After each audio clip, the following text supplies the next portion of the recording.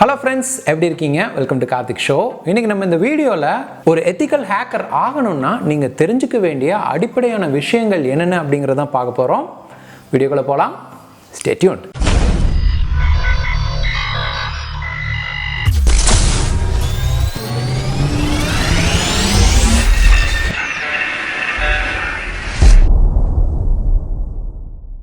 Welcome back. Hacking அப்படிங்கிறது பார்த்துட்டிங்கன்னா ஒரு கம்ப்யூட்டர் அல்லது ஒரு நெட்வொர்க்கோட வீக்னஸை தெரிஞ்சுக்கிட்டு அதை பயன்படுத்தி அதோட செக்யூரிட்டியை மீறி அந்த கம்ப்யூட்டர் அல்லது நெட்வொர்க்கை நம்ம கட்டுப்பாட்டுக்கு கொண்டு வருது. அப்படி இல்லாட்டி அதில் இருக்கிற தகவல்களை ஆக்சஸ் பண்ணுறது. இப்போ வளர்ந்து வர டிஜிட்டல் உலகத்தில் ஹேக்கிங்கிறது வந்து ஒரு பெரிய பிரச்சனையாக பார்க்கப்படுது. ஆனால் ஹேக்கிங் அப்படிங்கிறது வந்து முற்றிலும் தவறான விஷயமா? அந்த வார்த்தை கேட்டாலே நம்ம அச்சப்படணுமா அப்படின்னு கேட்டால் அது வந்து முற்றிலும் உண்மை அல்ல. ஏன்னா சில நிறுவனங்கள் பார்த்தீங்கன்னா அவங்களோட கம்பெனிலேயே சில ஹேக்கர்ஸை வேலைக்கு வச்சிருப்பாங்க. ஸோ அவங்களோட பணி என்னவா இருக்குன்னு பார்த்தீங்கன்னா அந்த நிறுவனத்தோட செக்யூரிட்டி சிஸ்டத்தை எந்த அளவுக்கு ஸ்ட்ராங்காக இருக்குது அப்படிங்கிறத அவங்க டெஸ்ட் பண்ணணும். எப்படி டெஸ்ட் பண்ணுவாங்க பார்த்தீங்கன்னா அவங்க வந்து அந்த நிறுவனத்தின் அனுமதியோட அந்த நிறுவனத்தில் இருக்கிற நெட்வொர்க் அல்லது கம்ப்யூட்டர்ஸை ஹேக் பண்ண முயற்சி செய்வாங்க. அப்படி முயற்சி செய்யும்போது தான் அந்த நிறுவனத்துக்கு வந்து அவங்களோட செக்யூரிட்டி சிஸ்டத்தில் என்னென்ன பிரச்சனைகளாக இருக்குது, என்னென்ன லூப் ஹோல்ஸ்லாம் இருக்குது அப்படிங்கிறத தெரிய வரும். அதை தெரிஞ்சுக்கிட்டு அந்த நிறுவனம் அவங்களோட செக்யூரிட்டி சிஸ்டத்தை இன்னும் வலுவாக்குவாங்க. இந்த மாதிரி ஒரு நிறுவனத்தின் அனுமதியோடு அதோட சிஸ்டத்தை அல்லது நெட்வொர்க்கை ஹேக் செய்யறவங்களை பார்த்துட்டோம்னா ஒயிட் ஹேட் ஹேக்கர்ஸ் அல்லது எத்திக்கல் ஹேக்கர்ஸ் அப்படின்னு சொல்லுவாங்க. இப்படி பண்றது வந்து தவறான விஷயம் கிடையாது. ஆனா இதுவே ஒரு நிறுவனத்தின் அனுமதி இல்லாம அல்லது ஒருவரோட அனுமதி இல்லாம அவங்களோட கம்ப்யூட்டரை ஆக்சஸ் பண்றது, அதுல இருக்க தகவல்களை எல்லாம் சேகரிக்கிறது எல்லாம் பார்த்தீங்கன்னா தவறான விஷயமா கருதப்படுது. அப்படி பண்றவங்களை எல்லாம் வந்து பிளாக் ஹேட் ஹேக்கர்ஸ் அப்படின்னு சொல்லுவாங்க. இதெல்லாம் பார்த்தீங்கன்னா சட்டத்துக்கு புறமான விஷயம். இப்படி பண்றதுனால நம்ம வந்து பிரச்சனைகளை சந்திக்க வேண்டியது வரும். ஸோ அதனால நான் இந்த வீடியோல சொல்ற விஷயங்களை வந்து எந்த விதத்திலும் தவறான வழியில் பயன்படுத்தாதீங்க. ஸோ அந்த மைண்ட் செட்டோட நம்ம எப்படி எத்திக்கல் ஹேக்கர் ஆகணும், அதுக்கு என்னென்ன தெரிஞ்சுக்கணும் அப்படிங்கிறத பார்க்கலாம். முதல்ல நீங்க லினக்ஸ் ஆப்ரேட்டிங் சிஸ்டமை பத்தி தெரிஞ்சுக்கணும். நம்மள நிறைய பேர் பார்த்துட்டோம்னா விண்டோஸ் ஆப்ரேட்டிங் சிஸ்டம் தான் பயன்படுத்துவோம். ஆனா நீங்க ஒரு எத்திக்கல் ஹேக்கர் ஆகணும்னா லினக்ஸ் ஆப்ரேட்டிங் சிஸ்டம் பத்தி தெரிஞ்சுக்கிறது அவசியம். அதுலயும் காலி லினக்ஸ் அப்படிங்கிற லினக்ஸ் ஆப்ரேட்டிங் சிஸ்டம் பார்த்தீங்கன்னா ரொம்ப ஃபேமஸ் ஆனது. அதுல 600க்கும் மேற்பட்ட ஹேக்கிங் டூல்ஸ் மற்றும் ப்ரோக்ராமிங் இருக்கு. மேலும் இது பார்த்தீங்கன்னா ஒரு open source software. Open source சாஃப்ட்வேர்னு என்னன்னு பார்த்தீங்கன்னா அந்த சிஸ்டமை உருவாக்குறதுக்கு பயன்படுத்தப்பட்ட அடித்தளமான சாஃப்ட்வேர் கோட்ஸ் எல்லாம் வந்து பப்ளிக்கா அவைலபிளா நீங்க அதை யூஸ் பண்ணி அந்த சிஸ்டமை வந்து உங்க தேவைக்கேற்ப கஸ்டமைஸ் பண்ணிக்க முடியும். இப்படி பண்றதுனால எந்த ஒரு லீகல் பிரச்சனையும் வராது. அப்படி இருக்கிற சாஃப்ட்வேர்ஸ் தான் வந்து ஓப்பன் சோர்ஸ் சாஃப்ட்வேர்ஸ் அப்படின்னு சொல்லுவாங்க. இந்த காலி லினக்ஸ் அப்படிங்கிறது பார்த்துட்டாலும் அது ஒரு ஓப்பன் சோர்ஸ் சாஃப்ட்வேர். ஒருவேளை இந்த காலி லினக்ஸ் வந்து உங்களுக்கு சௌகரியமா இல்லைன்னா நீங்க வந்து உபுண்டு லினக்ஸ் ஆப்ரேட்டிங் சிஸ்டமையும் கத்துக்கலாம். ரெண்டுல ஏதோ ஒன்று கத்துக்கிறது நீங்க வந்து எத்திக்கல் ஹேக்கர் ஆக பெரிதளவில் உதவும். ரெண்டாவது நீங்க நெட்வொர்க்கிங் கான்செப்ட்ஸை பத்தி தெரிஞ்சுக்கணும். இப்போ இன்டர்நெட் அப்படிங்கிறது பார்த்துட்டீங்கன்னா உலகில் உள்ள அனைத்து கம்ப்யூட்டர் மற்றும் ஸ்மார்ட் டிவைஸை ஒன்றோடு இணைக்கும் ஒரு நெட்வொர்க்கிங் தொழில்நுட்பம் தான். இப்போ நீங்க இன்டர்நெட் மூலமா ஒரு சிஸ்டம் அல்லது நெட்வொர்க்கை வந்து ஹேக் பண்ணணும்னா அந்த நெட்வொர்க்கிங் பத்தின தகவல்கள், அது என்ன வகையான நெட்வொர்க்ஸ், அதுல என்னென்ன விஷயங்கள்லாம் இருக்கு அப்படிங்கிற கோர் கான்செப்ட்ஸ் எல்லாம் உங்களுக்கு தெரிஞ்சிருக்கணும். அப்படி தெரிஞ்சாதான் உங்களால ஒரு நெட்வொர்க்கை ஹேக் பண்ணும்போது அது எப்படிப்பட்ட நெட்வொர்க், அதுக்கு என்ன மாதிரி நம்ம பண்ணோம்னா அதை வந்து ஹேக் பண்ண முடியும் அப்படிங்கிறத உங்களால சிந்திச்சு வேலை செய்ய முடியும். என்னென்ன நெட்வொர்க் கான்செப்ட்ஸ் சொல்லலாம் பார்த்தீங்கன்னா இந்த குறிப்பிட்ட சொல்லணும்னா இந்த டிஹெச்சிபி, சோர் நெட்டிங், சப் நெட்டிங் போன்ற நெட்வொர்க் கான்செப்ட்ஸ் எல்லாம் தெரிஞ்சுக்கணும். இதை தவிர இன்னும் பல நெட்வொர்க்கிங் கான்செப்ட்ஸ் இருக்கு. அதையும் நீங்க தெரிஞ்சுக்கிறது அவசியம். நீங்க மூணாவது தெரிஞ்சுக்க வேண்டிய விஷயம் சில எத்திக்கல் ஹேக்கிங் டூல்ஸை கத்துக்கணும்.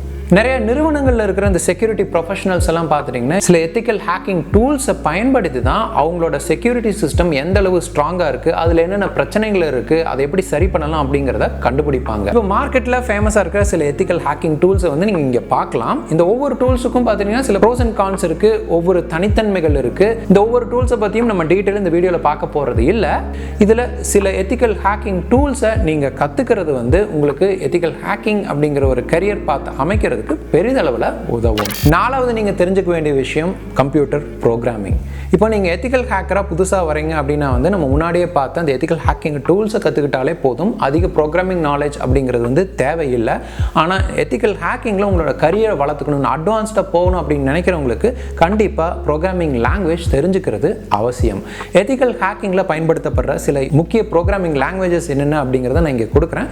இதுல நீங்க வந்து சில லாங்குவேஜஸை கத்துக்கிறது அவசியம். பைத்தான் அப்படிங்கிறது பார்த்துட்டிங்கன்னா ரொம்ப ஈஸியான லாங்குவேஜ். பைத்தான்ங்கிறது வந்து எத்திக்கல் ஹேக்கிங் மட்டும் இல்லை, இப்போ அட்வான்ஸ்டாக இருக்கிற நிறைய டெக்னாலஜியில் பைத்தான் லாங்குவேஜ் பயன்படுத்துகிறாங்க. அதனால் வந்து நீங்கள் பைத்தான் போய்க்கலாம். அப்புறம் டேட்டாபேஸ் லெவலில் போகும்போது நீங்கள் சீக்வல் அந்த மாதிரி லாங்குவேஜ் கற்றுக்கிறதும் நல்லது. 5வது நீங்கள் தெரிஞ்சுக்க வேண்டிய விஷயம் எந்தெந்த வகையிலாம் ஹேக்கிங் பண்ணலாம் அப்படிங்கிறது தான். இப்போ ஹேக்கிங் அப்படிங்கிறது வந்து நிறைய வகையில் இருக்குது. டைப்ஸ் ஆஃப் ஹேக்கிங் அப்படின்னு சொல்லுவாங்க. இப்போ ஒரு எத்திக்கல் ஹேக்கராக உங்களோட நிறுவனத்தோட செக்யூரிட்டி சிஸ்டமை வலுவாக்கணும் அப்படின்னா எல்லா வகையிலையும் அதை ஹேக் செய்ய முயற்சி செஞ்சு எல்லா வகையிலையும் அதை ப்ரீச் பண்ண முடியாத அளவு ரோபஸ்ட் சிஸ்டமை நீங்கள் உருவாக்கணும். அதுக்கு எந்தெந்த வகையான ஹேக்கிங் வந்து இப்போல்லாம் மார்க்கெட்டில் இருக்குது அப்படிங்கிறத நீங்கள் தெரிஞ்சுக்கணும். அதே சமயம் டெக்னாலஜி வளர வளர பல வகையான ஹேக்கிங்கும் வந்து மார்க்கெட்டில் வரும். அதையும் நீங்கள் தெரிஞ்சுக்கணும், அப் டு டேட்டாக இருக்கணும். அப்போ தான் வந்து உங்களால் உங்கள் நிறுவனத்தோட செக்யூரிட்டி சிஸ்டமை அப்கிரேட் பண்ணிகிட்டே இருக்க முடியும். இந்த ஹேக்கிங் அப்படின்னு பார்த்துட்டோம்னா சர்வர் சைடு ஹேக்கிங் நடக்கும். அதாவது ஒரு நிறுவனத்தோட டேட்டாலாம் வந்து பல்காக ஒரு டேட்டா பேஸில் சேவ் பண்ணியிருப்பாங்களா, அந்த சர்வர்ஸை வந்து டைரெக்டாக ஹேக் பண்ணுவாங்க. அப்படி இல்லாட்டி கிளையன்ட் சைடு நடக்கும். அதாவது இந்த யூசர்ஸ் பயன்படுத்துகிற சிஸ்டமையும் ஹேக் பண்ணுவாங்க. ஒவ்வொரு வகைக்கும் பார்த்தீங்கன்னா வெவ்வேறு விதமான அப்ரோச்சஸ் இருக்கும்.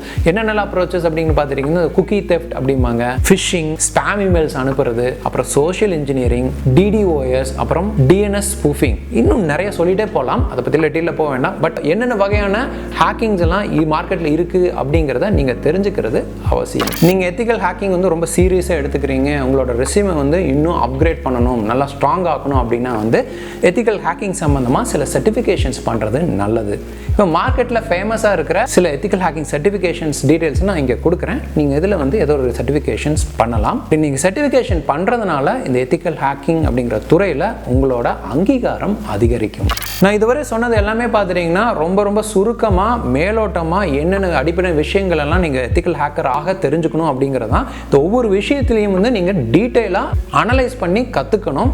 அதுக்கு வந்து சில கோர்சஸ் எல்லாம் நீங்கள் பண்ணலாம். இப்போ ஆன்லைனில் நிறைய கோர்சஸ் எத்திக்கல் ஹேக்கிங் சம்மந்தமாக இருக்குது. யூடியூப்பில் கூட நிறைய ஃப்ரீ கோர்சஸ் இருக்குது. அதை தவிர இந்த யூடமி போன்ற வெப்சைட்லையும் குறைந்த கட்டணத்தில் நீங்கள் எத்திக்கல் ஹேக்கிங் பற்றின சில கோர்சஸ் வந்து பண்ணலாம். மேலும் இதுவரை நான் சொன்ன எல்லா விஷயங்களுக்கான டீட்டெயில்ஸ் எல்லாமே வந்து லிங்க்ஸாக டிஸ்கிரிப்ஷனில் கொடுக்குறேன். கண்டிப்பாக போய் பாருங்கள். அது வந்து உங்களுக்கு எத்திக்கல் ஹேக்கிங் பற்றி இன்னும் டீட்டெயிலாக நிறைய விஷயங்கள் தெரிஞ்சுக்க உதவும். ஒருவேளை நீங்கள் வந்து எத்திக்கல் ஹேக்கிங்க்கு ரொம்ப ரொம்ப புதுசு அப்படிங்கிற பட்சத்தில் நான் எத்திக்கல் ஹேக்கிங்கோட பேசிக் அண்டர்ஸ்டாண்டிங், அதாவது பிகினர் லெவல் வீடியோ ஒன்று பண்ணியிருக்கேன். அதோட லிங்க்கையும் டிஸ்கிரிப்ஷன் கொடுக்குறேன். அதையும் பாருங்கள். கண்டிப்பாக உங்களுக்கு அது உதவும் அப்படின்னு நம்புகிறேன். இந்த வீடியோ பற்றி நீங்கள் என்ன நினைக்கிறீங்கிற கமெண்ட் பாக்ஸ் சொல்லுங்கள். இந்த வீடியோ உங்களுக்கு பிடிச்சிருந்ததுன்னா லைக் பண்ணுங்கள். இதை பற்றின வேறு ஏதாவது கருத்துக்கள் இருந்தாலும் கமெண்ட் பாக்ஸ் சொல்லுங்கள். இது வேறு யூஸ்ஃபுல்லாக இருக்கும்னு நினச்சிங்கன்னா ஷேர் பண்ணுங்கள். இன்னும் இந்த மாதிரி நிறைய வீடியோ பார்க்கணுன்னா நம்ம சேனலுக்கு சப்ஸ்கிரைப் பண்ணுங்கள். இன்னும் நல்ல வீடியோ உங்களுக்கு மறுபடியும் பார்க்குறேன். அனிதன் கார்த்திக் சைனிங் ஆஃப். பாய்.